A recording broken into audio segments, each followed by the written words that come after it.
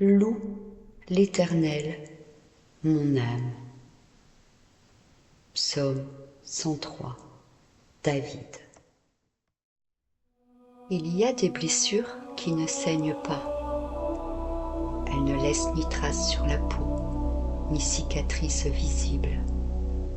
Mais elles vivent en nous, profondément.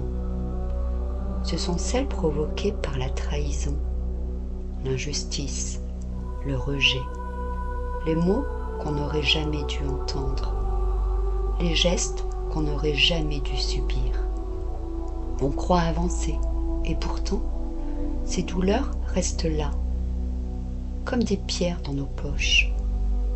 Elles pèsent, elles freinent, et parfois, elles nous rongent de l'intérieur.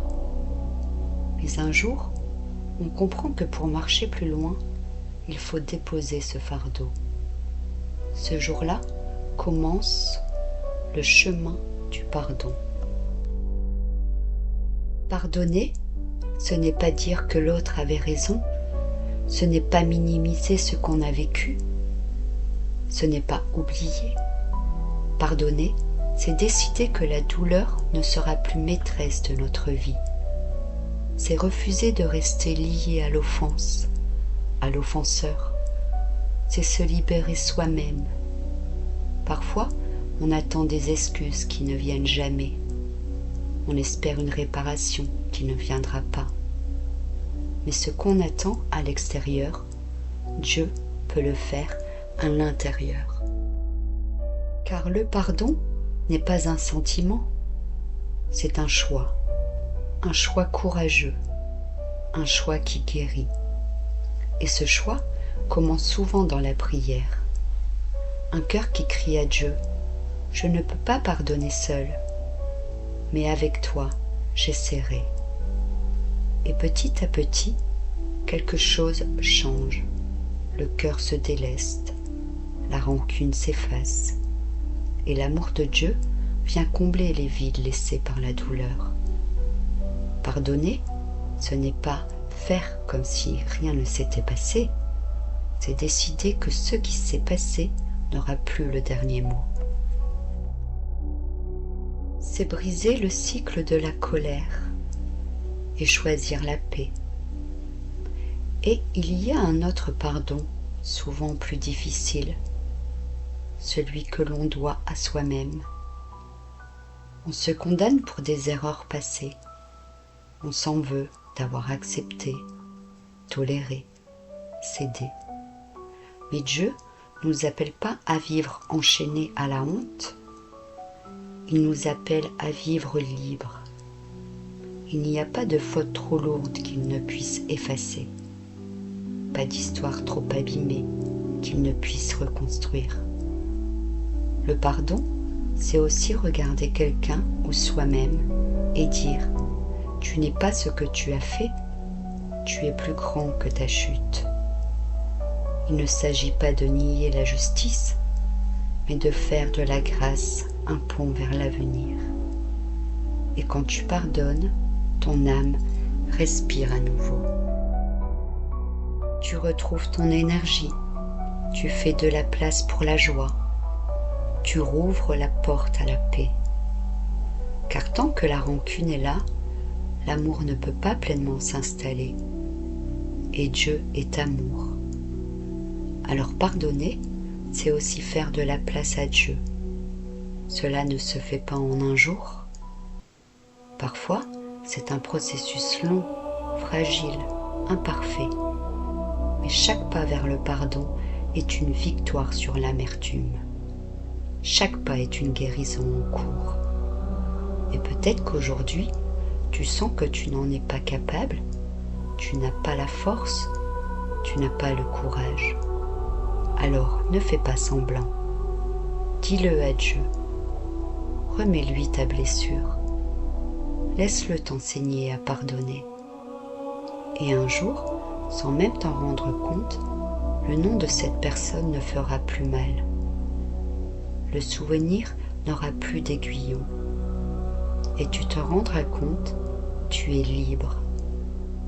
Le pardon ne change pas le passé, mais il transforme ton présent et il prépare un futur plus léger, plus doux, plus grand.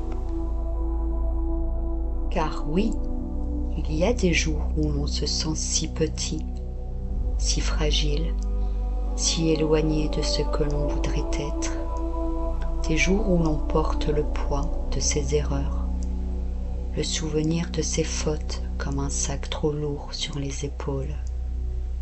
Mais dans ce psaume, un souffle nous rejoint, un souffle de miséricorde.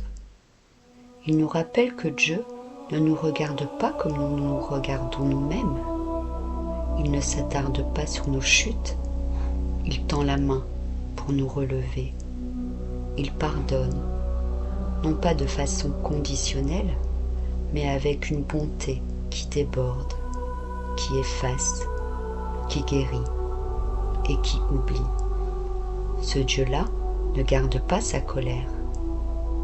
Il ne tient pas un registre de nos fautes.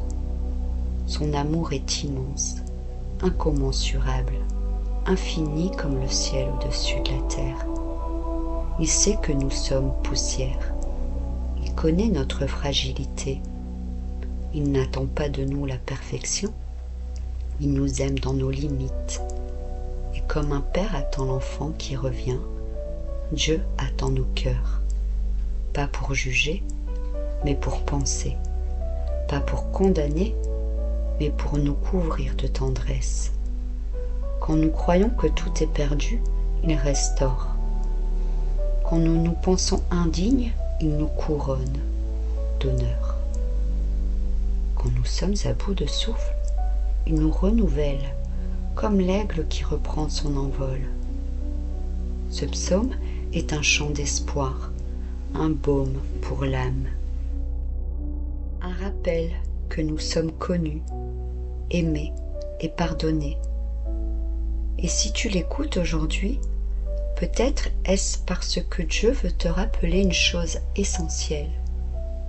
Tu n'as pas à mériter son amour, tu n'as qu'à l'accueillir.